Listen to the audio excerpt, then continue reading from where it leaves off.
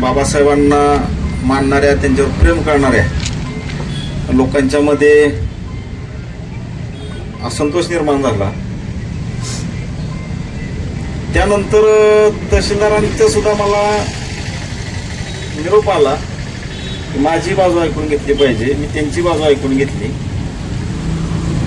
आणि त्यानंतर चित्रनाना असतील, मला काही त्यांची बाजू योग्य वाटली नाही. चित्रनाना असतील किंवा तानाजी धोत्रे असतील, मी त्यांना सांगितलं की तुम्ही योग्य मार्गावर आहात.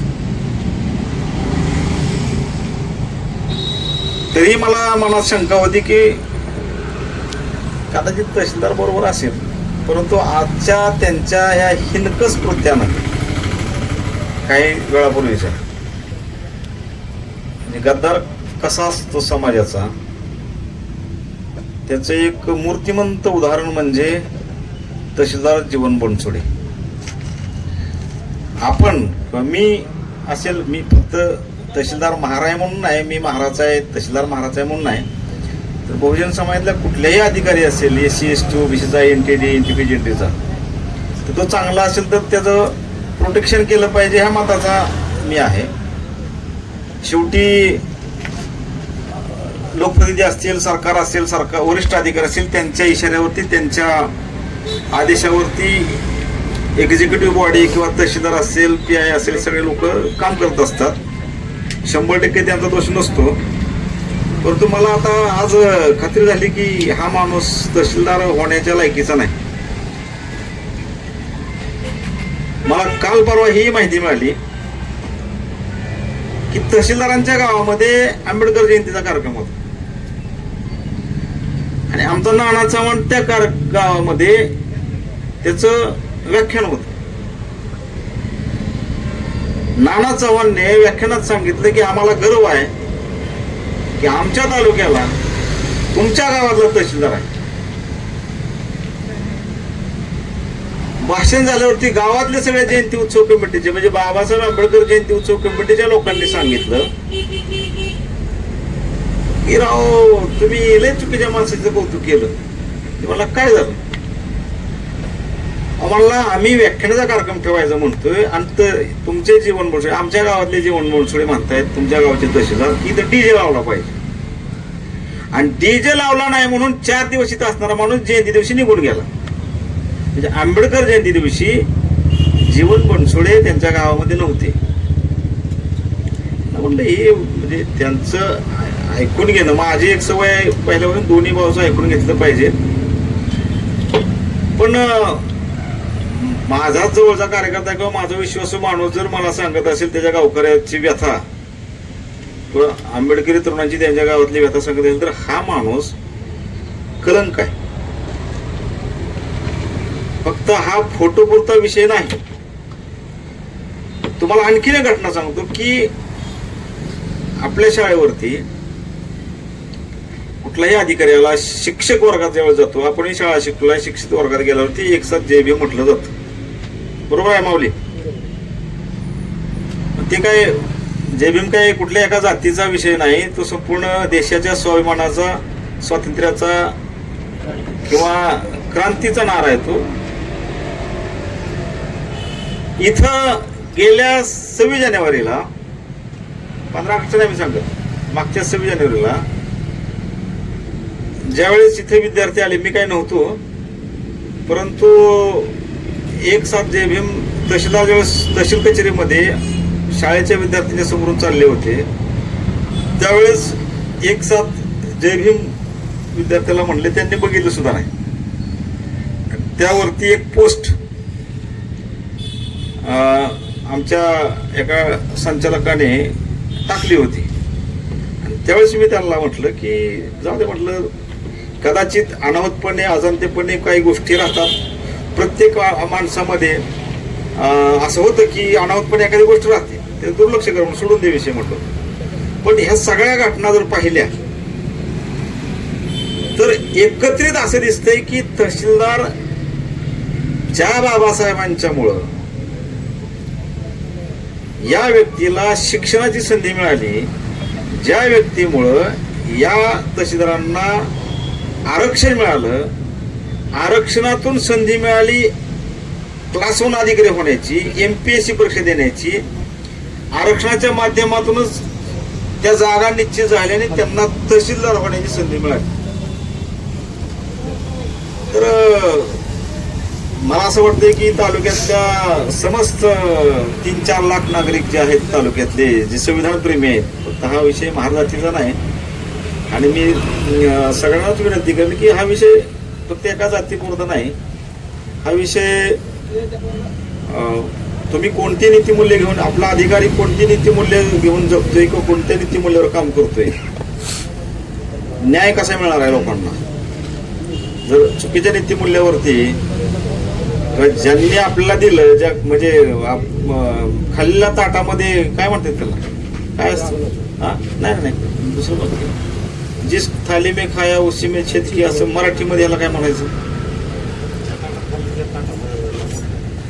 मुतला का हागला, ज्या ताटात खातोय त्या ताटात हागण्याचं काम हा विषय दिसतोय सगळा एकंदरीत. तर त्यांनी मला असं वाटतंय की एकतर राजीनामा दिला पाहिजे किंवा इथं उसळून गेलं पाहिजे. आणि त्याचबरोबर दुसरी जी चितळे नानांची आणि सर्व आंदोलनकर्त्यांची मागणी आहे की प्रत्येक शासकीय कार्यक्रमामध्ये सर्व बहुजन महापुरुषांचे फोटो असले पाहिजे. बाबासाहेबांचं तर असलंच पाहिजे, पण इतर ज्या महापुरुषांनी इथल्या बहुजन समाजाच्या हक्काधिकारासाठी काम केलं त्यांची असलं पाहिजे, जेणेकरून कुणाच्याच भावना दुखावल्या नाही पाहिजेत. आणि बाबासाहेबांच्या प्रती आपल्या भावना ज्या तीव्र असतात आणि तो आपण लगेच एक्सप्रेस करतो, कोण लोक व्यक्त करत नाहीत. समजा उद्या एखादा एक छोटा गट आहे, जाती समूह आहे, त्यांच्या महापुरुषाचा फोटो नाही लागला तर ते काय करणार आंदोलन, आपल्याकडे सांगते म्हणून आपण आंदोलन करू शकतो. त्यापेक्षा शासनाने हा अध्यादेश काढला पाहिजे किंवा नियम कायदा काढला पाहिजे की कुठलाही शासकीय कार्यक्रम असला तर एक सर्व महापुरुषाचे फोटो लावले पाहिजेत. आणि दुसरी गोष्ट की 26 जानेवारीला माझ्या मनामध्ये 2-4 दिवसापासून एक विचार आला होता की 26 जानेवारीला जसं 15 ऑगस्ट हा स्वातंत्र्य दिन आहे, तसं 26 जानेवारी प्रजासत्ताक दिन आहे. अजून आपल्या लोकांना सर्वसामान्य लोकांना माहित नाही की 15 ऑगस्ट आणि 26 जानेवारी काय फरक आहे. 15 ऑगस्टला इंग्रज भारत सोडून भारतीय लोकांच्या सत्ता दिली आणि 26 जानेवारीला बाबासाहेबांनी आणि त्या काळातल्या संविधान समितीतल्या लोकांनी जे एक जगातलं सर्वोत्कृष्ट संविधान तयार केलं, त्या संविधानावर आधारित देश चालतो. त्याच्यामध्ये बाबासाहेब या घटनेचे सर्व आहेत असं सर्वच त्या काळातल्या समितीतल्या लोकांनी मान्य केलं आहे. तर प्रजासत्ताक दिनी जे काही संविधान समितीवरले जे प्रमुख लोक होते, बाबासाहेबांची मध्ये प्रतिमा असावी आणि भारतातल्या सगळ्या शाळा असतील, सगळ्या हायस्कूल असतील, जे या 26 जानेवारीला भाग घेतात त्याच्यामध्ये विद्यार्थ्यांच्या बरोबर त्यांचे फोटो प्रतिमा असाव्यात अशी मागणी नाना तुम्ही करा. ती चांगली मागणी असेल ते. आणि सगळ्याच विद्यार्थ्यांनी, तर काही लोकांच्या विद्यार्थ्यांच्या मनामध्ये इच्छा असेल नसेल, म्हणजे काही लोक त्यांच्या पालकांच्यामुळं बिघडले असतात काही पोरं, त्यांचा काही दोष नसतो. तो सगळ्यांनाच संविधान कळेल, संविधान निर्माते कळतील, तर अशी एक आपण मागणी करावी. आणि सगळे आंदोलनकर्ते असतील, खास करून चितळे नाना यांनी जो मुद्दा लावून धरला त्याबद्दल मी त्यांचं अभिनंदन करतो. आणि मला जसा वेळ मिळेल तसं मी तुमच्या आंदोलनामध्ये सहभागी होईल. आणखीन काही प्रश्न असतील तर. आता तुम्ही बोलताना म्हणालात की तुम्हाला माहिती मिळाली आणि गुन्हा दाखल करण्याची शक्यता आहे. जर तुमच्यावरती गुन्हे दाखल झाले तर उच्चार तुम्ही वेगळ्या स्वरूपाचं काय आंदोलन वगैरे करणार? तसं झालं तर मला असं वाटतं की तालुक्यातल्या सगळ्या आंबेडकरी प्रेमी लोकांनी एकत्र येऊन तहसीलदारांच्याकडे जाऊन भेटलं पाहिजे. त्या दिवशी जसा त्यांचा सत्कार फोटो देऊन केला तसा आणखी 2-4 फोटो देऊन सत्कार केला पाहिजे. पुन्हा मग आपलं लोहजी वसा सळव्यांचा फोटो दिला पाहिजे, पुन्हा भगतसिंगांचा फोटो दिला पाहिजे.